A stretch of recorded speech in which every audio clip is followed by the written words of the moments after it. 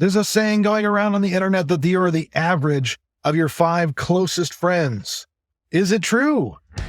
Welcome to Coaching in a Car, where we talk about real life from a car. Is that right? Is he really coaching in a car? Well, I suppose it has to be, because the script says so right here. Okay. Welcome to Coaching in a Car. My name is DJ Eshelman. Welcome to another Coaching in the Car. It's a little rainy out, so I'm not driving today. Probably not safe anyway. I probably should always be doing it this way. Here we go. So, 5 closest friends. Is that true? There's a quote often attributed to Jim Rohn that actually is the correct version of this. And so let me just say, first of all, the 5 closest friends thing. So the concept is that you are essentially affected by the people around you. And it's true, right? Hopefully you realize that's true. I say often that you will not rise to the occasion. You'll only rise to your level of preparedness. So in the case of your friends, those you spend time with, there's a truth here that you may think that, oh, I'm a good influence on people around me. And that is true. And we're going to talk about that here in a moment. But largely, the fact is that the influences on you are not your closest friends, typically. Let me repeat that. The influences on you are not typically your closest friends. We think they are, but the honest truth of the matter is that's just not. So Jim Rohn is attributed to this quote of saying that you are the average of the 5 people you spend the most time with. Bad grammar aside, that is the quote that's commonly attributed. So what that means is not the one that's going around, that's the lovey-feely 5 closest friends thing. It is more in the reality of it's who you spend time with. So there's some harsh realities here that we have to face. And that is just, I'm speaking generally here, I'm not speaking to you personally necessarily. If you want to speak to me personally, that's a coaching decision. That's a discussion that's very different. But generally speaking, let me just speak to the averages of the people that I've come in contact with, that most people are married with kids and work in fields like IT, where I do most of my time and spend most of my work in. And they tend to work in corporate environments. And so when it comes to spending time with people, they tend to be in those realms. And so for a lot of people, they will think that spending time means being physically active with someone. We're not in that world anymore. We have to recognize that we often will be spending time, quote unquote, with people that are on Zoom or Teams or on a screen like you're seeing me right now. We are not spending time together. You're seeing me, we're not spending time together. But when you're interacting with someone live, that is spending time with them. So if it is true, and I believe it is, that we are the average of the 5 people we spend the most time with, what if those people are not positive influences? What if in the case of some of our work relationships, they are actually toxic relationships? What do we do in those kind of scenarios? What do we do when even our family is not necessarily positive?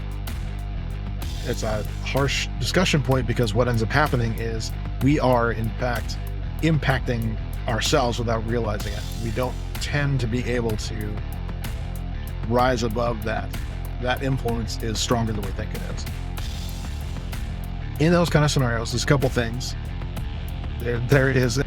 A raw reality of, if I'm spending 5 hours a day on meetings, then I need to evaluate whether or not that is a positive influence on me or not. And if it's not a positive influence, I need to make sure I'm spending time, and more time, with positive influences. So for me, that might be my wife. So she is a supportive and positive influence on me. And so making sure I spend more time with her than I do in client calls where there's not necessarily a lot of positivity there, that actually helps me in the long run. And so there can be things like that. Sometimes it can be those close friends we talked about. Close friends aren't necessarily people you spend a lot of time with. They're close friends because there's a shortcut there. There's kind of like a instant getting it thing. But sometimes those close friends are not always as positive as you think they are. A lot of times, this is something I hear a lot of. And I'm sorry, this is going to trigger some people, but it's going to trigger the people that are triggered by triggers.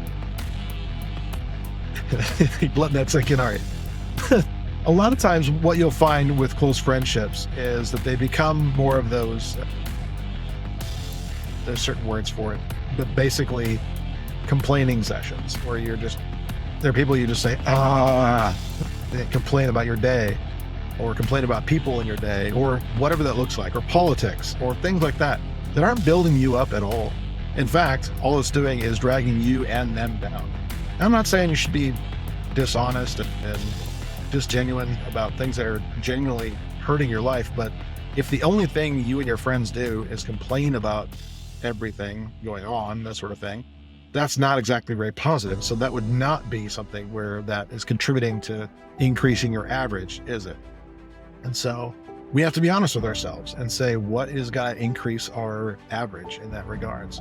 What we have to ask ourselves is, what kind of influences are we willing to put into our lives in that regards?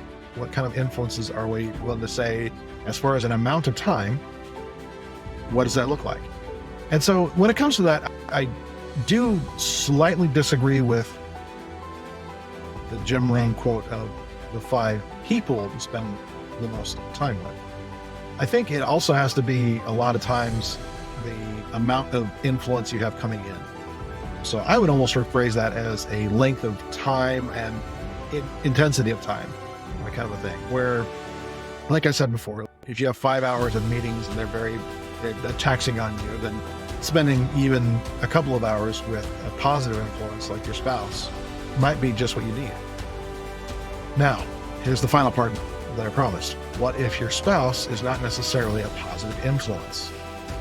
This gets into a much bigger discussion, but let me give you some tools that have worked in my life, because I think there was a time frame where my wife didn't know how to be supportive of me. We had to work that out together, and vice versa. I didn't know how to support the things that she wanted to do.